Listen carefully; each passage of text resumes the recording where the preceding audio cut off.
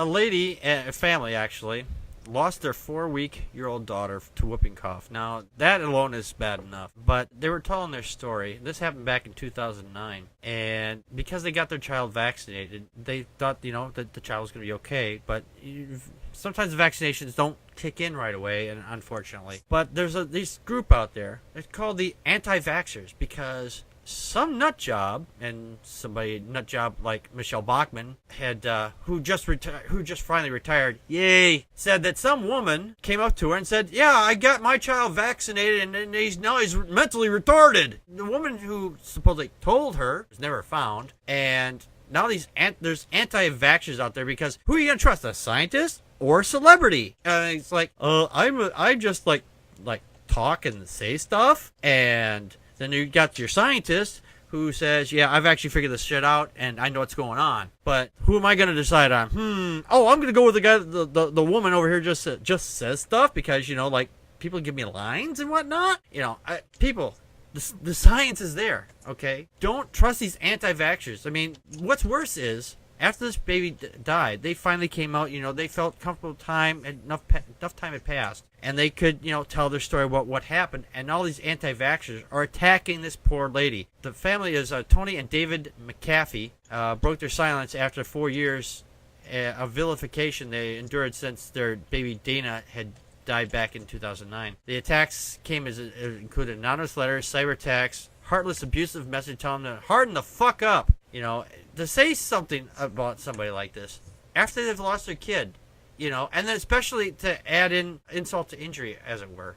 This is just fucking bullshit. If someone dies in your family, you're not going to sit there and attack them. If you are, you're a fucking dick. I don't care who you are. Dave, or Joe, your thoughts? Yeah, anti-vax people are assholes. Much of the harassment brought upon this woman comes from the supporters of the Australian Vaccination Network. Yep. So I went to their website, and under vaccination pros and cons, I clicked on the tab, and there aren't any pros or cons listed, but instead they have a stupid little rant, and it says, quote, "Unlike medical treatments which are given to relieve symptoms of illness, vaccination is given to healthy babies, children, and adults," unquote. And I'm just like, yeah, it's a vaccine, which means it's preventative. Right. It's like, oh, please. So, yeah, the whole anti-vax movement is based on fear, not evidence. Right, exactly. And the thing is, when we vaccinate children, we're not vaccinating them to protect that one child. We're doing this to protect the whole village of children. Because if one gets it, and if everybody else, it passes somehow. I don't know how some kids develop anything nowadays, but, kids are bug factories to begin with. I drove a school bus for 9 years. I know what I'm talking about. They spread things like wildfire. And if you get one child gets sick, and let's say you get Johnny over here and Deppy over here, Deppy, never mind, and Julie over here, and two of the three kids are vaccinated, and the one isn't, and then you get the little Johnny boy over here who's not vaccinated, he's sick, and who's it going to get it to? The one that's not vaccinated. And so they're going to screw, then that just affects them. But if they're not, none of them are vaccinated, then you can take out a whole school. It's not, then the teacher's going, I got no class to teach. Dave, your thoughts? Yeah, first off, I'd like to say that I really feel for this family. They just recently broke their silence after 4 years of harassment. And that's something. I mean, 4 years of harassment after your child dies. I mean, and their child was, 4 months old? 4 months old, yep, 4 months old. 4 months old. And their child dies, and they get harassed for 4 years. I'm sorry, 4 weeks. I'm sorry, the correction, that's 4 weeks. 4 weeks. 4 weeks. 4 weeks. I mean, a month wow. Old. Yeah. And then after 4 years of being harassed, they finally come out and they've had enough. And that's profound, really. And I really feel for them. I do too. I also want to say that the anti-vaccination movement is not new. No. I mean, this goes back to 1798 when clergymen in Boston and religiously devout physicians spoke out against it. Initially, vaccinations were really met with a lot of opposition from the church, and they felt that prayer was what would fix these ailments. Especially, I mean, what made the difference was the smallpox epidemic. And when people finally realized that the people who were getting vaccinated actually were not getting smallpox. Yeah. And the people who were getting prayed for without getting vaccinated were still getting smallpox. Yeah. This child died of measles. And, the measles vaccination in particular is one that is attacked by the anti-vaxxers, specifically because it requires vaccination more frequently. Mm-hmm.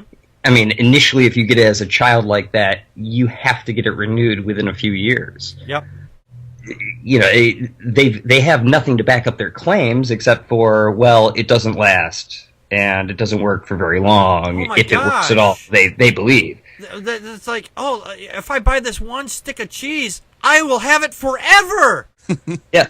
In fact, we actually have, in our country, we have exemptions for vaccinations in schools and all of that for children that are the only exemptions for these mandatory vaccinations are for religious reasons. Yeah. To this day, mainly for people who are practicing Islam and Judaism, because of the contents of the vaccinations sometimes contain certain animal products that their religion may consider unclean. When I hear people say that, I mean, it's like, well, it's broken down. You won't even see it. You won't even know it's there.